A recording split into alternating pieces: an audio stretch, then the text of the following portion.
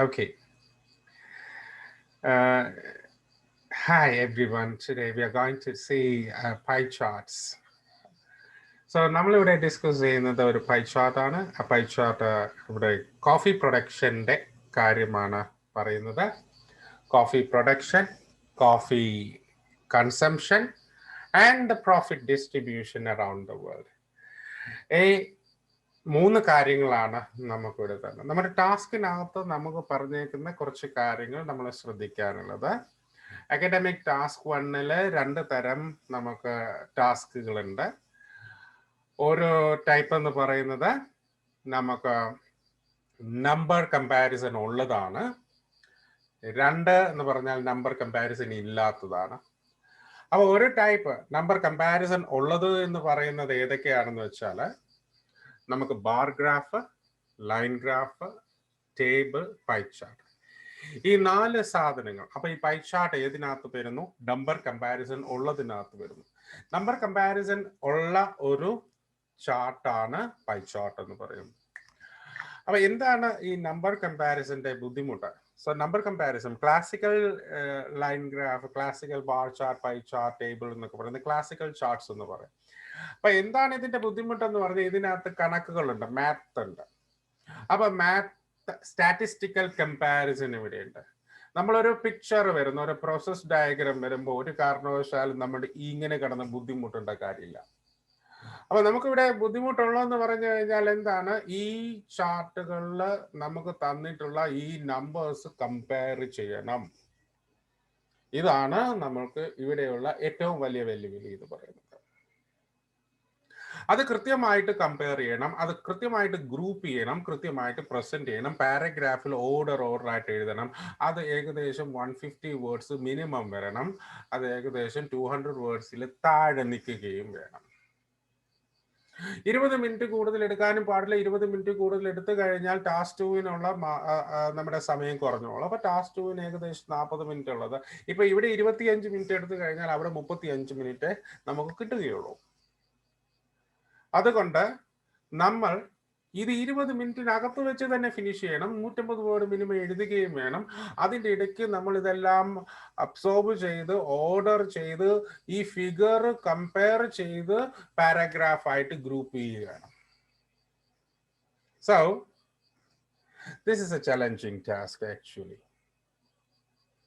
നല്ല ബുദ്ധിമുട്ടുള്ള ടാസ്ക്കാണ്. പെട്ടെന്ന് ഒരു ആൾക്ക് ഇത് ചെയ്യാൻ ശകലം ബുദ്ധിമുട്ട് ഉണ്ട്. So, but first of all, you have to go with the task analysis. നമ്മൾ ടാസ്ക് അനാലിസിസ് എന്നും പറഞ്ഞൊരു കാര്യമുണ്ട്. എന്താണ് ടാസ്ക് അനാലിസിസ് എന്ന് പറഞ്ഞാൽ ഞാൻ എന്താണ് ഈ ടാസ്കിൽ ചെയ്യേണ്ടത്, ഇവിടെ ടാസ്കിൽ ഞാൻ ചെയ്യേണ്ടത് എന്താണ് ഇവിടെ നടക്കുന്നത്. എൻ്റെ ഹെഡിങ്ങിൽ പറയുന്നു, താഴെ പറയുന്നത് coffee production 1, coffee consumption 2, and profit distribution 3. ഈ കാര്യങ്ങളാണ്.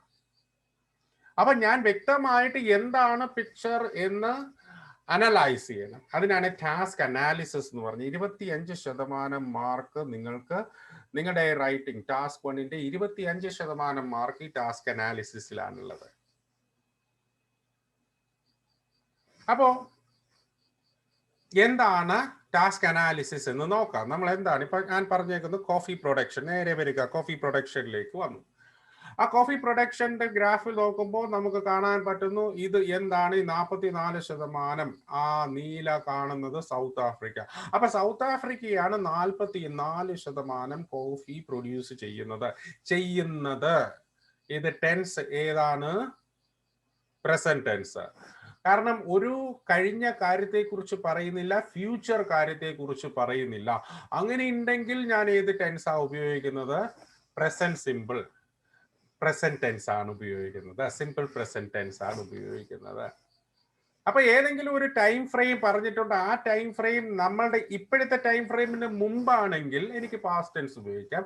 ഇപ്പോഴത്തെ ടൈം ഫ്രെയിമിന് മുമ്പോട്ടാണ് 2025 2030 ഒക്കെ ആണെങ്കിൽ എനിക്കത് ഫ്യൂച്ചർ എന്ന് പറയാം. അപ്പൊ ഫ്യൂച്ചറും അല്ല പാസ്റ്റും അല്ല, അപ്പൊ പിന്നെ അത് ഞാൻ സിമ്പിൾ പ്രസന്റ് ടെൻസിലാണ് ഉപയോഗിക്കുന്നത്. അപ്പൊ ടെൻസ് ഇമ്പോർട്ടൻ്റ് ആണ്. ഞാൻ പറഞ്ഞു സൗത്ത് ആഫ്രിക്കയാണ് ഏറ്റവും കൂടുതൽ കോഫി പ്രൊഡ്യൂസ് ചെയ്യുന്നത്. ക്ലിയർ ആയി. രണ്ടാമത് നമ്മളിവിടെ ഏറ്റവും കൂടുതൽ പ്രൊഡ്യൂസ് ചെയ്യുന്ന രാജ്യം ഇന്തോനേഷ്യയാണ്. രണ്ടാമത്തെ രാജ്യം. അപ്പൊ ഇന്തോനേഷ്യയും സൗത്ത് ആഫ്രിക്കയുമാണ് ഇവിടുത്തെ പ്രൊഡ്യൂസേഴ്സ് എന്ന് പറഞ്ഞാൽ 66% ലോകത്തിലെ കോഫിയുടെ പ്രൊഡക്ഷൻ കിട്ടുന്നത് ഈ രണ്ട് രാജ്യങ്ങളിൽ നിന്നാണ്. അപ്പോ ഇതാണ് എനിക്ക് ഇവിടെ പ്രത്യേകമായിട്ട് ഹൈലൈറ്റ് ചെയ്യാനുള്ള പ്രൊഡക്ഷൻ കേസിൽ. വേറൊരു കാര്യം ഞാൻ പറയുന്നത്, പ്രൊഡക്ഷൻ കേസിൽ 18% ജപ്പാന്റെ സംഭാവനയുണ്ട്. ഈ ജപ്പാൻ എന്ന് പറയുന്ന ആൾ ഇവിടെയുണ്ട്. കൺസംഷൻ പാറ്റേണിലും ജപ്പാനുണ്ട്. ഒരേ ഒരു കൺട്രി മാത്രമേ ഉള്ളൂ പ്രൊഡക്ഷനിലും കൺസംഷനിലും ഉള്ളത്. ബാക്കി ഉള്ള കൺസംഷനിലുള്ള രാജ്യങ്ങൾ വേറെയാണ്. അതാണ് എൻ്റെ ടാസ്ക് അനാലിസിസിൽ എനിക്ക് കാണാനുള്ളത്. കൺസംഷൻ ഇവിടെ production Indonesia, south Africa, Japan, Vietnam ഉള്ളപ്പോൾ ഇവിടെ കിടക്കുന്നത് Europe, America, rest of the world, Japan. അപ്പൊ ഈ രാജ്യങ്ങളിൽ ജപ്പാൻ ഒഴിച്ച് ബാക്കി എല്ലാ രാജ്യങ്ങളും ഉപഭോക്തൃ രാജ്യങ്ങളാണ്, കൺസ്യൂമർ സ്റ്റേറ്റ്സുകളാണ്. അപ്പോൾ എനിക്ക് ടാസ്ക് അനാലിസിൽ ആ കാര്യം മനസ്സിലായി. പ്രൊഡ്യൂസ് ചെയ്യുന്നവർ കൺസ്യൂം ചെയ്യുന്നത് ജപ്പാനിൽ മാത്രമേ ഉള്ളൂ. ബാക്കി എല്ലായിടത്തും നമ്മൾ കാണുന്നത് ഡിഫറെന്റ് ആയിട്ടുള്ള ഒരു ഡേറ്റയാണ്. ഇത് മനസ്സിലായി കാണും. അപ്പൊ എന്നെ ടാസ്ക് അത് മനസ്സിലായി. അപ്പൊ ഇത് തമ്മിൽ കോറിലേറ്റ് ചെയ്യാൻ ബുദ്ധിമുട്ടാണ്. കാരണം ഒരേ രാജ്യങ്ങളാണെങ്കിലല്ലേ എനിക്ക് പറയാൻ പറ്റുള്ളൂ ഇത് അവിടെ കൂടുതലാണ്, ഇവിടെ അവിടെ കുറവാണ് എന്ന്. അപ്പൊ എനിക്കത് പറയാൻ പറ്റില്ല. പല രാജ്യങ്ങളാകുമ്പോൾ എനിക്ക് അവിടെ കമ്പാരിസൺ നടക്കുന്നില്ല. അപ്പൊ പ്രൊഡക്ഷൻ വേറെ ഒരു പ്രത്യേക യൂണിറ്റും കൺസംഷൻ വേറെ ഒരു പ്രത്യേക യൂണിറ്റും ആണ് ഇവിടെ തന്നിരിക്കുന്നത്. ഓക്കെ, അപ്പൊ ഇത് സെപ്പറേറ്റ് എഴുതണം എന്ന് മനസ്സിലായി. ടാസ്ക് അനാലിസിസിൽ രണ്ടാമത്തെ കാര്യം മനസ്സിലായി. ഇനി മൂന്നാമത്തെ കാര്യം ഇവിടെ പ്രോഫിറ്റ് ഡിസ്ട്രിബ്യൂഷൻ. ഇങ്ങോട്ട് നോക്കുമ്പോൾ എനിക്ക് കാണാൻ, അപ്പൊ കൺസംഷന്റെ കാര്യം ഞാൻ പറയാൻ വിട്ടുപോയി. കൺസംഷന്റെ കാര്യം നമ്മൾ പറയുന്നത് ഏറ്റവും കൂടുതൽ കൺസ്യൂം ചെയ്യുന്നത് അമേരിക്കയും യൂറോപ്പുമാണ്. പിന്നെ ഉള്ള സംസ്ഥാനങ്ങൾ, ബാക്കിയുള്ള കാര്യങ്ങൾ rest of the. Profit distribution, ഏറ്റവും കൂടുതൽ പ്രോഫിറ്റ് ആരാ കൈകാര്യം ചെയ്യുന്നത്? ഡിസ്ട്രിബ്യൂഷൻ ചെയിനിൽ ഡെലിവറി സിസ്റ്റം അവരാണ് ചെയ്യുന്നത്. റീറ്റെയിലേഴ്സ് എന്ന് പറഞ്ഞാൽ ചില്ലറ വ്യാപാരികൾ 24% കഴിയുമ്പോൾ എക്സ്പോർട്ട് ചെയ്യുന്നവർ 10%. പ്രോഫിറ്റ് 100 ഉണ്ടെങ്കിൽ 100 രൂപയിൽ 15 രൂപ മാത്രമേ പ്രൊഡ്യൂസറിന് കിട്ടുന്നുള്ളൂ. കോഫിയുടെ വില 100 ആണെങ്കിൽ 15 രൂപ മാത്രമേ, അല്ല കോഫിയുടെ വിലയല്ല, കോഫി വിറ്റ് കിട്ടുന്ന പ്രോഫിറ്റ്. കോഫി വിറ്റ് കിട്ടി അതിന്റെ പ്രോഫിറ്റ് 100 രൂപയാണ് പ്രോഫിറ്റ് കിട്ടിയെങ്കിൽ അതിൽ 15 രൂപ പ്രോഫിറ്റ് മാത്രമേ ആർക്ക് കിട്ടുന്നുള്ളൂ? പ്രൊഡ്യൂസറിന് കിട്ടുന്നു. ബാക്കി എല്ലാം പോകുന്നത് ഈ ഡിസ്ട്രിബ്യൂഷൻ ചെയിനാണ്. ഇത്രയും കാര്യങ്ങളാണ് എനിക്ക് ടാസ്ക് അനാലിസിസ് മനസ്സിലായത്. മൂന്ന് പാരഗ്രാഫായിട്ട് എഴുതണമെന്ന് കൃത്യമായിട്ട് മനസ്സിലായി. കാരണം ഇത് തമ്മിൽ എനിക്ക് കോറിലേറ്റ് ചെയ്യാൻ ബുദ്ധിമുട്ടാണ്. അപ്പൊ ഇത്രയും കാര്യങ്ങൾ നമ്മൾ നോക്കി. ഇനി ടാസ്ക് അനാലിസിസ് ഞാൻ നോക്കി, ഞാൻ പറഞ്ഞു 25% ഉണ്ട്. ഇനി കൊഹിഷൻ കോഹറൻസ് അതെന്ന് പറഞ്ഞാൽ ഇത് തമ്മിൽ എങ്ങനെയാണ് ഞാൻ റിലേറ്റ് ചെയ്യുന്നത്? അപ്പൊ ഞാൻ റിലേറ്റ് ചെയ്യുമ്പോൾ ആദ്യം പറയുന്നത് പ്രൊഡക്ഷൻ കഴിഞ്ഞിട്ടാണ് കൺസംഷൻ കഴിഞ്ഞിട്ടാണ് പ്രോഫിറ്റ് ഡിസ്ട്രിബ്യൂഷൻ. അപ്പൊ എന്റെ കൊഹിഷൻ മനസ്സിലായി. എങ്ങനെയാണ് ഞാൻ എഴുതേണ്ടത്? ആദ്യം പ്രൊഡക്ഷൻ, പിന്നീട് കൺസംഷൻ, പിന്നീട് പ്രോഫിറ്റ് ഡിസ്ട്രിബ്യൂഷൻ. അപ്പൊ ഗ്രൂപ്പ് ചെയ്തു. ഇനി ആ ഗ്രൂപ്പിൽ ഉള്ള കാര്യങ്ങൾ സെന്റൻസ് ബൈ സെന്റൻസ് തുടക്കം മുതൽ അവസാനം വരെ ഒരു സ്റ്റോറി പോലെ പോകണം. ലിങ്ക് ചെയ്ത് ലിങ്കിങ് വേർഡ്സ് ഉപയോഗിച്ച് പറയണം. അതാണ് കൊഹിഷൻ ആൻഡ് കൊഹിറൻസ് എന്ന് പറയുന്നത്. Next is lexical resource. നമ്മൾ ഇതിനകത്ത് യൂസ് ചെയ്യുന്ന വൊക്കാബുലറി, അതിന് 25% മാർക്കുണ്ട്. ലെക്സിക്കൽ റിസോഴ്സ് എന്ന് പറഞ്ഞാൽ ഞാൻ ഇതിനകത്തുനിന്ന് ഏത് തരം ക്ലാസിക്കൽ ആയിട്ടുള്ള ലാംഗ്വേജ് ആണ് യൂസ് ചെയ്യുന്നത്. ഇപ്പൊ ഇതിനകത്ത് ഗ്രാഫിക്കൽ ലാംഗ്വേജ് യൂസ് ചെയ്യാൻ പറ്റില്ല. കാരണം ഇതൊരു സ്റ്റാറ്റിക് ഡേറ്റയാണ്, ഇതൊരു മൂവ്മെന്റ് ഡേറ്റയല്ല, 2 ടൈം ഫ്രെയിം ഇല്ല. അതുകൊണ്ട് ഇവിടെ ഇൻക്രീസ് ഡിക്രീസ് അങ്ങനെയൊന്നും പറയാൻ പറ്റുകയില്ല. അതുകൊണ്ട് ആ ലാംഗ്വേജ് ഇവിടെ യൂസ് ചെയ്താൽ മാർക്ക് കുറയും. ഇവിടെ ഇൻക്രീസും ഇല്ല ഡിക്രീസും ഇല്ല, കമ്പാരിസൺ നടക്കാൻ പറ്റുന്നില്ല. ഇവിടെ ഇതാണ് സ്ഥിതി, ഇവിടെ ഇതാണ് സ്ഥിതി, ഇപ്പുറത്ത് ഇതാണ് സ്ഥിതി, അങ്ങനെ മാത്രമേ പറയാൻ പറ്റുകയുള്ളൂ. അപ്പോൾ അതിനെ പറ്റിയ വൊക്കാബുലറി മാത്രം സെലക്ട് ചെയ്ത് ആ പെർട്ടിക്കുലർ വൊക്കാബുലറി വെച്ച് ഇത് കമ്പയർ ചെയ്യണം. ഇതാണ് എൻ്റെ ലെക്സിക്കൽ റിസോഴ്സ് എന്ന് പറയുന്നത്. അവസാനത്തെ പോർഷൻ നമുക്ക് വരുന്നത് ഗ്രാമർ. സോ എന്താണ് grammar? Grammatical range and accuracy എന്ന് പറയും. കറക്റ്റ് ഗ്രാമർ ആയിരിക്കണം, ആക്യുറേറ്റ് ആയിട്ടുള്ള ഗ്രാമർ ആയിരിക്കണം. അതുപോലെ തന്നെ അതിന്റെ റേഞ്ച്. അപ്പൊ കമ്പാരിസൺ ചെയ്യുമ്പോൾ യൂസ് ചെയ്യുന്ന കമ്പാരിറ്റീവ് വേർഡ്സ്. അപ്പൊ ഇതാണ് അടുത്ത 25% മാർക്ക് ഉണ്ടായിരുന്നത്. അപ്പൊ നമ്മുടെ ക്രൈറ്റീരിയ, മാർക്കിംഗ് ക്രൈറ്റീരിയ നമ്മൾ ഇവിടെ കണ്ടു. Okay, task analysis, cohesion coherence, lexical resource, grammatical range and accuracy. ഇത്രയും കാര്യങ്ങൾ നമ്മൾ കണ്ടു. ഇനി നമ്മൾ പോകുന്നത് ടാസ്കിലേക്ക് നമ്മൾ വിശദമായിട്ട് പോകാം. ഈ ടാസ്കിന്റെ ഇൻട്രൊഡക്ഷനിൽ തന്നേക്കുന്നത്, അല്ല ക്വസ്റ്റ്യനിൽ തന്നേക്കുന്നത് ഇങ്ങനെയാണ്: the pie chart below show the coffee production, coffee consumption and the profit distribution around the world. അപ്പോ ഈ ഒരു കാര്യം തന്നെയാണ് ഞാൻ ഇൻട്രൊഡക്ഷനിൽ പറയുന്നത്, വേറെ ഒന്നുമല്ല. പക്ഷെ എനിക്കിത് കോപ്പി ചെയ്ത് വെക്കാൻ പറ്റുകയില്ലാത്തത് കൊണ്ട് ഞാൻ ഇതിൻ്റെ അകത്തുനിന്നുള്ള വാക്കുകൾ സബ്സ്റ്റിറ്റ്യൂട്ട് ചെയ്ത് ഇവിടെ എഴുതി, വേറൊരു ഫോർമാറ്റിൽ എഴുതി. പക്ഷെ മാറ്റർ അവിടെയും ഇവിടെയും ഒന്നും വ്യത്യസ്തമല്ല. രണ്ടിൻ്റെ മാറ്റർ ഒന്നാണ്. പക്ഷേ യൂസ് ചെയ്തേക്കുന്ന വൊക്കാബുലറി അങ്ങോട്ടും ഇങ്ങോട്ടും ഇന്റർചേഞ്ച് ചെയ്ത് വെച്ചിട്ടുണ്ട്. സ്ട്രക്ചർ അങ്ങോട്ടും ഇങ്ങോട്ടും ഒന്നും മാറ്റിയിട്ടുണ്ട്, വേറെ ഒന്നുമില്ല. രണ്ട് കാര്യങ്ങളാണ് ഞാൻ ഇവിടെ പറഞ്ഞേക്കുന്നത് ഇൻട്രൊഡക്ഷനകത്ത്. What is the picture? Picture എന്താണ്? പിക്ചർ ഗിവൺ ചാർട്ട്സ് ആണ്. ഗിവൺ പൈ ചാർട്ട്സ് എന്ന് എനിക്ക് വേണമെങ്കിൽ തിരുത്തി ഇവിടെ പൈ ചാർട്ട് എന്ന് എഴുതാം. Given pie charts. Okay. And what is it about? ആ പിക്ചർ എന്ത് പറയുന്നു? Information on the production and consumption of coffee, production consumption of കോഫിയെ കുറിച്ചുള്ള ഇൻഫർമേഷനും along with profit distribution on its sales. അപ്പോൾ ഇത് വിറ്റ് കിട്ടുന്നതിൽ നിന്നുണ്ടാകുന്ന പ്രോഫിറ്റിന്റെ ഷെയറും. ഇതാണ് എനിക്ക് ഇൻട്രൊഡക്ഷനകത്ത് പറയാനുള്ളത്. ക്ലിയർ ആയി? ഇനി നമുക്ക് പോകേണ്ടത് രണ്ടാമത്തെ കാര്യമാണ്, ഓവർവ്യൂ. അതായത് ഈ പിക്ചറിന്റെ സമ്മറി. അപ്പൊ ഒരു പിക്ചർ അല്ല, നമുക്കുള്ള 3 പിക്ചർ ഉണ്ട്. 3 പിക്ചറിന്റെ സമ്മറി, അതിന്റെ പ്രധാനപ്പെട്ട ഹൈലൈറ്റ് എന്താണ്? ഇവിടെ പറഞ്ഞേക്കുന്നത് highest amount of coffee is produced in South Africa. ശരിയാണ്. Americans and Europeans are consuming most of the produce. Produce ചെയ്യുന്നതിൽ ഭൂരിഭാഗവും കോഫി ഉപയോഗിക്കുന്ന അമേരിക്കൻസും യൂറോപ്യൻസുമാണ്. അതുപോലെ തന്നെ it's also seen the producer get comparatively less share of profit than others in the marketing chain. Marketing chain ആണ് ഈ കാണുന്നതെല്ലാം. എക്സ്പോർട്ട്, റീറ്റെയിലേഴ്സ്, ഡെലിവറി, ഇതെല്ലാം മാർക്കറ്റിംഗ് ചെയിൻ ആണ്. ആ മാർക്കറ്റിംഗ് ചെയിനെ കമ്പയർ ചെയ്ത് നോക്കുമ്പോൾ 85% ഷെയറും പ്രോഫിറ്റ് ഷെയറും മാർക്കറ്റിംഗ് ചെയിനകത്താണ് നിൽക്കുന്നത്. അവരെ കമ്പയർ ചെയ്ത് നോക്കുമ്പോൾ വളരെ കുറച്ച് പ്രോഫിറ്റ് ഷെയർ മാത്രമേ ആർക്ക് കിട്ടുന്നുള്ളൂ? പ്രൊഡ്യൂസേഴ്സിന് കിട്ടുന്നുള്ളൂ. ഇതാണ് അവിടെ പറഞ്ഞേക്കുന്നത്. അപ്പൊ 3 കാര്യങ്ങൾ, ഇതിന്റെ സമ്മറി പറഞ്ഞിട്ടുണ്ട്, ഇതിന്റെ സമ്മറി പറഞ്ഞിട്ടുണ്ട്, ഇതിന്റെ സമ്മറി പറഞ്ഞിട്ടുണ്ട്. ഇതാണ് കൃത്യമായ ഓവർവ്യൂ എന്ന് പറയുന്നത്. അപ്പൊ ഓവർവ്യൂവും ഇൻട്രൊഡക്ഷനും കൺസൈസ് ആയിരിക്കണം. ഒരു കാരണവശാലും എക്സ്പാൻഡ് ചെയ്യാൻ പാടില്ല. അപ്പൊ നിങ്ങളുടെ ടാസ്ക് 1 എന്ന് പറയുന്ന സാധനം എക്സ്പാൻഷൻ അല്ല, അത് നമ്മൾ ക്രോഡീകരിക്കുകയാണ്, കൺസൈസ് ചെയ്യുകയാണ്. ഇൻട്രൊഡക്ഷൻ വലുതാകാൻ പാടില്ല. ഒത്തിരി കാര്യങ്ങളൊന്നും അവിടെ പറയേണ്ട കാര്യമില്ല. ഇൻട്രൊഡക്ഷനകത്ത് കാര്യമില്ല. എന്താണ് പിക്ചർ, അതെന്താണ് പറയുന്നതെന്ന് മാത്രം പറഞ്ഞിരുന്നാൽ മതി. അതുപോലെ തന്നെ ഓവർവ്യൂവിനകത്ത് ഹൈലൈറ്റ് ചെയ്യുക, പ്രധാനപ്പെട്ട കാര്യം ഹൈലൈറ്റ് ചെയ്യുക, അത്ര മാത്രമേ ഓവർവ്യൂവിനകത്തുള്ളൂ, വേറെ കാര്യമില്ല. എക്സ്പാൻഷൻ എല്ലാം വരുന്നത് എവിടെയാണ്? ബോഡി പാരഗ്രാഫിലാണ്.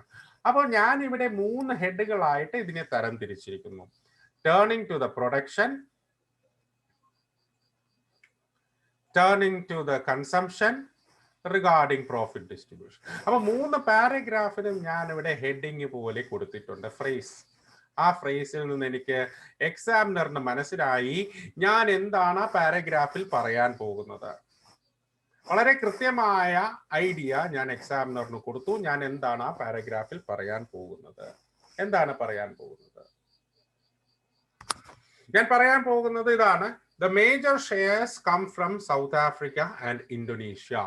പ്രൊഡക്ഷന്റെ കാര്യം പറയുവാണെങ്കിൽ അതിൽ ഏറ്റവും ഷെയർ വരുന്നത് സൗത്ത് ആഫ്രിക്കയിൽ നിന്നും ഇന്തോനേഷ്യയിൽ നിന്നാണ്. അത് 2/5 1/5 അപ്പൊ 2/5 1/5 ടോട്ടലിൽ നിന്ന് 2/5 കൂടുതലും 1/5 കൂടുതലുമാണ്. Share of Japan and Vietnam are 18 and 16 respectively. നമുക്ക് ഇത് എന്താണെന്ന് നോക്കാം. എന്താണ് പറഞ്ഞേക്കുന്നത്? അപ്പൊ എത്ര സെന്റൻസ് പറഞ്ഞു? 1 2 3 സെന്റൻസ് ആണ് ആ പാരഗ്രാഫിൽ പറഞ്ഞേക്കുന്നത്. ആ സെന്റൻസ് നമ്പർ 1, ഇന്തോനേഷ്യയും സൗത്ത് ആഫ്രിക്കയുമാണ് മേജർ പ്രൊഡ്യൂസേഴ്സ്. ഇന്തോനേഷ്യ എന്ന് പറയുമ്പോൾ മൊത്തത്തിലെ 2/5, അതായത് 2/5 എന്നാ പറഞ്ഞേക്കുന്നത്. 2/5 എന്ന് പറയുമ്പോൾ 40% ആണ്. ഇതെന്ന് പറയുമ്പോൾ 1/5, അതെന്ന് പറയുമ്പോൾ 20%. അപ്പൊ 2/5 മുകളിലാണ് സൗത്ത് ആഫ്രിക്കയുടെ പ്രൊഡക്ഷൻ, 1/5 മുകളിലാണ് ഇന്തോനേഷ്യയുടെ പ്രൊഡക്ഷൻ. അത് ഒരു ആദ്യം പറഞ്ഞു മോസ്റ്റ് പ്രൊഡ്യൂസ് ചെയ്യുന്ന രാജ്യങ്ങൾ സൗത്ത് ആഫ്രിക്കയും ഇന്തോനേഷ്യയുമാണ്. പിന്നീട് അതിന്റെ ഫിഗേഴ്സ് പറഞ്ഞു. പിന്നീട് അത്രത്തോളം ഇമ്പോർട്ടന്റ് അല്ലാത്ത കാര്യങ്ങൾ ജസ്റ്റ് പറഞ്ഞു വെച്ചു. എന്താണ്? ജപ്പാന്റെ ഇത്രയുമാണ്, വിയറ്റ്നാമിന്റെ ഇത്രയുമാണ്, കൂടുതൽ പറഞ്ഞിട്ടില്ല. അപ്പൊ മൊത്തത്തിൽ 3 സെന്റൻസ് ആണ് ഇവിടെ പറഞ്ഞേക്കുന്നത്. ഓക്കെ, ആ 3 സെന്റൻസ് നമ്മൾ വിശദമായിട്ട് നോക്കി. ഇനി നമുക്ക് നോക്കാനുള്ളത് അടുത്തത് കൺസംഷന്റെ കാര്യമാണ്. അപ്പൊ പ്രൊഡക്ഷന്റെ കാര്യം പറഞ്ഞു, 3 സെന്റൻസ് പറഞ്ഞു, സൗത്ത് ആഫ്രിക്കയുടെ ഇന്തോനേഷ്യയുടെ കാര്യം പറഞ്ഞു, അതിന്റെ ഫിഗേഴ്സ് പറഞ്ഞു, അൺഇമ്പോർട്ടന്റ് ആയിട്ടുള്ള കാര്യത്തിന്റെ ഫിഗേഴ്സ് മാത്രം പറഞ്ഞു. ഇനി ഞാൻ പറയാൻ പോകുന്ന കൺസംഷന്റെ കാര്യമാണ്. Consumption 80% of the total coffee produced is consumed by Americans and Europeans. അമേരിക്കൻസും യൂറോപ്യൻസുമാണ് 80% ഓളം കൺസ്യൂം ചെയ്യുന്നത്. അവരുടെ അമേരിക്കക്കാരുടെ 41% ആണെങ്കിൽ യൂറോപ്യൻസിന്റെ അതിൽ നിന്ന് 2% കുറവാണ്. കമ്പാരിസൺ നടന്നു. ഇവിടെ 2/5 1/5 എന്ന കമ്പാരിസൺ നടന്നതുപോലെ ഇവിടെ 41% അതിൽ നിന്ന് 2% കുറവാന്ന് പറഞ്ഞു. ഇവിടെയും കമ്പാരിസൺ നടന്നു. രണ്ടാമത്തെ sentence 3, when the Japanese use 8% of the total share, global share of the coffee produce, rest of the world consumes it. മൂന്നാമത്തെ സെന്റൻസ് അവിടെ കഴിഞ്ഞു. അപ്പൊ ഇവിടെ 3 സെന്റൻസ് ഞാൻ പറഞ്ഞു. 3 സെന്റൻസിലെ ആദ്യത്തെ സെന്റൻസ് ഞാൻ പറഞ്ഞത് 80%. സോ ഇവിടെ 41% പ്ലസ് 39%, 80% അമേരിക്കക്കാരും യൂറോപ്യൻസുമാണ് ഇത് കൈകാര്യം ചെയ്യുന്നത്. അതിൽ ആദ്യത്തത് അമേരിക്കൻസ് 41% കൺസ്യൂം ചെയ്യുമ്പോൾ യൂറോപ്യൻസിന്റെ കൺസംഷൻ ശതമാനം 2% കുറവാണ്, -2 എന്ന് പറഞ്ഞു. അപ്പൊ കമ്പാരിസൺ നടന്നു. രണ്ടാമത്തെ സെന്റൻസ് ക്ലിയർ ആയി. ഇനി മൂന്നാമത് നമ്മൾ പറയുന്നത് ഇതാണ് അൺഇമ്പോർട്ടന്റ് കാര്യം. ജപ്പാൻ 8% ആയിരുന്നു ഗ്ലോബൽ ഷെയർ ചെയ്യുന്നവരെ എടുക്കുന്നത്. ബാക്കി ലോകത്തിലുള്ള എല്ലാം കൂടെ കൂട്ടി 12% ആണ്. അപ്പൊ അത്രയും കാര്യങ്ങൾ അവിടെ ക്ലിയർ ആയി. ഇനി എനിക്ക് പറയാനുള്ളത് ഈ പ്രോഫിറ്റ് ഡിസ്ട്രിബ്യൂഷൻ ആണ്. അതെങ്ങനെയാ പറയുന്നത് നോക്കാം. Regarding the profit distribution, more than half of the total goes to the delivering industry. അപ്പം പ്രോഫിറ്റ് ഡിസ്ട്രിബ്യൂഷൻ നോക്കുവാണെങ്കിൽ നമ്മൾ പകുതിയിൽ കൂടുതൽ ഡെലിവറിംഗ് ഇൻഡസ്ട്രിയിലാണ് പോകുന്നത്, 51%. Retailer share is approximately a quarter, whereas the exporters receive 10%. However, the producers get only mere 15%. ഇവിടെയും 3 sentence ആണ് പറഞ്ഞേക്കുന്നത്. ആദ്യത്തെ സെന്റൻസിൽ പറഞ്ഞത് പകുതിയിൽ കൂടുതൽ കൊണ്ടുപോകുന്നത് ഡെലിവറി സിസ്റ്റം ആണ്. ഏകദേശം 25% ക്വാർട്ടർ ആരാണ് കൊണ്ടുപോകുന്നത്?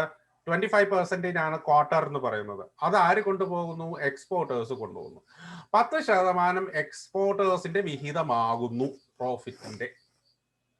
അപ്പം ഞാൻ 1 2 ഈ 2 കാര്യങ്ങൾ വെച്ചപ്പോൾ 2 ക്വസ്റ്റ്യൻ. അപ്പൊ മൂന്നാമതായത് എക്സെപ്ഷണൽ കേസ് ഞാൻ പറഞ്ഞു 15% മാത്രമേ ആർക്ക് കിട്ടുന്നുള്ളൂ? പ്രൊഡ്യൂസേഴ്സിന് കിട്ടുന്നുള്ളൂ. അങ്ങനെ നമ്മൾ ഇത് കൺക്ലൂഡ് ചെയ്തു. അപ്പോ ക്ലിയർ കട്ട് ഒരു ഇൻട്രൊഡക്ഷൻ കൊടുത്തു. എന്താണ് പിക്ചർ, എന്താണ് ആ പിക്ചർ പറയുന്നത്. അതിനുശേഷം കൃത്യമായ ഒരു ഓവർവ്യൂ കൊടുത്തു. ഓവർവ്യൂ എന്ന് പറഞ്ഞാൽ അതിന്റെ മൊത്തത്തിലുള്ള സമ്മറി കൊടുത്തു. പിന്നീട് ഞാൻ പറയുന്നത് ഓരോ പാരഗ്രാഫ് ഓരോ ഹെഡിങ് വെച്ചിട്ട് ഞാൻ കൃത്യമായിട്ട് അതിന്റെ ഡിസ്ക്രിപ്ഷൻ കൊടുത്തിട്ടുണ്ട്. അപ്പോൾ അവിടെ കമ്പാരിസൺ നടന്നു എന്ന് ഞാൻ ഉറപ്പിച്ചു. 2/5 1/5 41 2%. ഇവിടെ റീറ്റെയിലേഴ്സും അല്ല ഡിസ്ട്രിബ്യൂഷൻ ചെയിനും പ്രൊഡ്യൂസേഴ്സും തമ്മിലുള്ള കമ്പാരിസണും ഇവിടെ നടന്നിട്ടുണ്ട്.